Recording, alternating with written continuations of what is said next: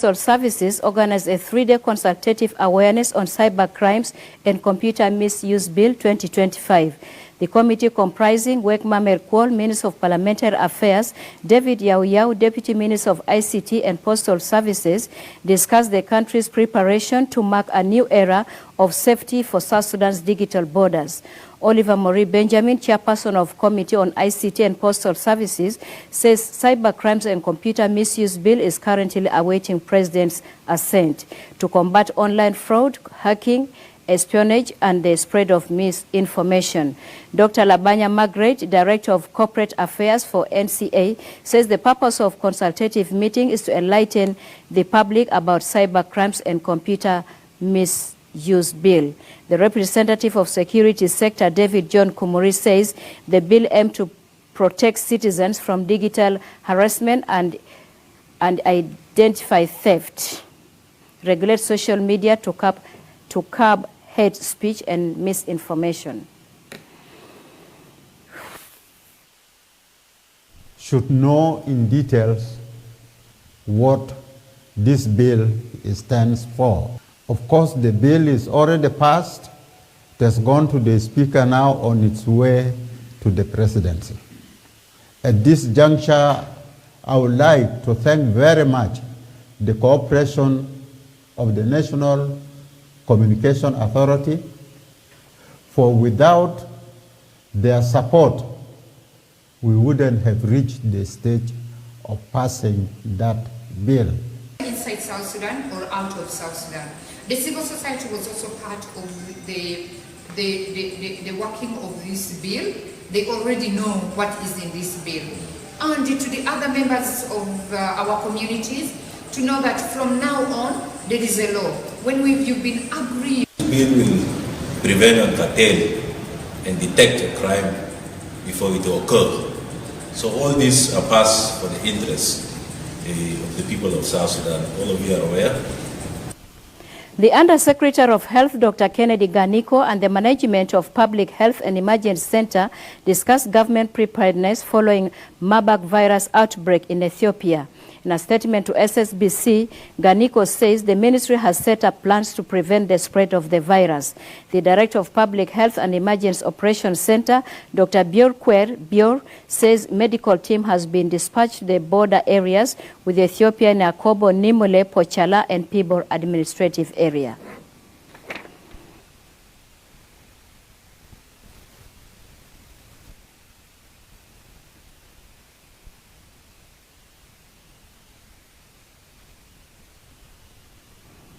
Let's have a short break and we'll be right back.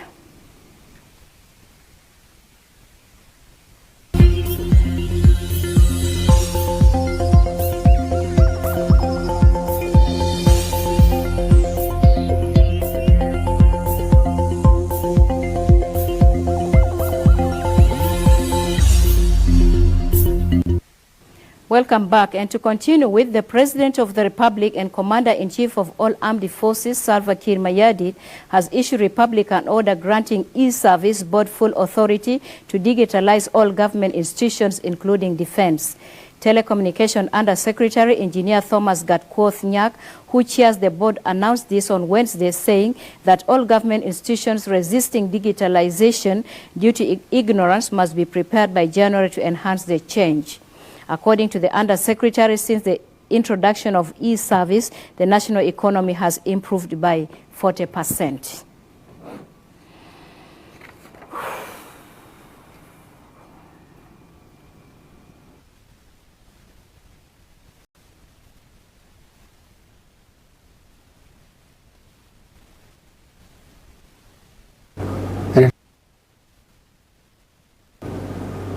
To digitize every sector, every line ministry, every commission, and every authority in the country to adopt the digital transformation and all elements of digitization. We are going to add in all those who have been. The governor of Central Equatoria State, Emmanuel Adil Anthony, and a team from the Juba County Parliamentary Caucus at the State Legislative Assembly discussed a range of issues affecting the county. Speaking on behalf of the caucus, Professor Paul Ladubreng said the issues discussed during the meeting include insecurity and land grabbing in Juba County and reopening of the State Legislative Assembly. The press secretary in the governor's office, Derek Derrickson, briefed the media on the outcome of the meeting.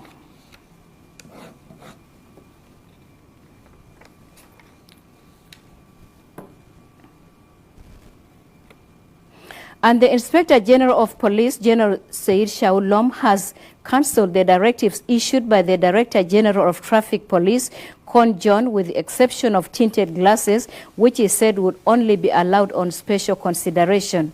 The directives issued previously by the Director General of Traffic Police include removal of stickers from the vehicles windows and leave the glasses visible, replacing of dark glasses of the vehicle with the visible glasses, vehicles with the right-hand drive to change to left-hand drive, and sliding doors for public transport vehicles should be open on the right side. The police chief said changes within the traffic would only be done with the approval of Council of Ministers and the National Parliament. أنا عاوز أتكلم عن الموضوع بتاع التوجيهات اللي كان صدروا المدير بتاع الإدارة العامة للمرور. أنا بقول لكم إنه إحنا الكلام اللي حصل ده كله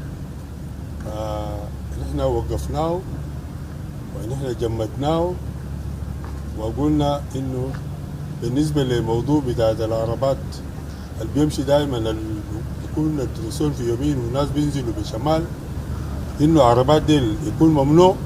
لا، العربات ديل هيكون يمشي في الشارع ويستمر لغاية ما يجي توجيهات ويجي قرار من مجلس الوزراء للبرلمان. بعد ذلك يجينا توجيه بانه العربات دي ما يخش تاني في دوله بتاع جنوب السودان. ده واحد. حاجه تاني، موضوع بتاع التجديد بتاع الرخصه، في توجيهات صدر من البرلمان انه اللوك بوك ما يجددوه يكون قاعد. هذا التعليمات او التوجيهات ده هيكون سعر المفعول، ما في زول هيشيلوا لوك بوك بتاعه تاني يجددوه. الزول لما يجي يقدم عشان هو داير رخصه بتاع سواقه هو بيعمل تمرين، لو هو نجح يطلع له رخصه ملاكي عشان ما هو يسوق. الرخصه ده هو بيجدد الرخصه. حاجه التالي الاخير انه موضوع بتاع العربات، انه اي عربيه في كل وقت يوقفوه في الشارع الا عربيه اللي عمل مخالفه. زول ماشي بدون نمبر بليت، الناس اللي بغطوا النمر بتاع عربات انا بقول لهم ما في زول يغطي النمر بتاع عربيه. موضوع بتاع التسليل ممنوع. نحن بنصدقه في حالات خاصه، حالات استثنائيه. زول عيان يمكن النظر بتاعه ما داير ضوء شديد، زول عنده مثلا زول VIP وهو ساكن في المحل مثلا، قد يكون فيه ناس ممكن يشتبه انه يعتدوا عليه او اسره بيمشوا. Let's go to Upper Nile State, where 390 inmates graduated at Vocational Training Center at Malakal Prison after completing 2 years training in mechanics, carpentry, electricity, construction, computer skills, hairdressing, agriculture, and tailoring. Addressing the event, the Director of Law and Reform Unit at the Ministry of Local Government, Juma Bol Agoding, said the inmates will contribute to the development of the country after serving their prison terms. The Deputy Assistant Director General for Administration Affairs at the National Prison Service, Major General Paul Lador, stresses possible reintegration of the inmates into the prison service.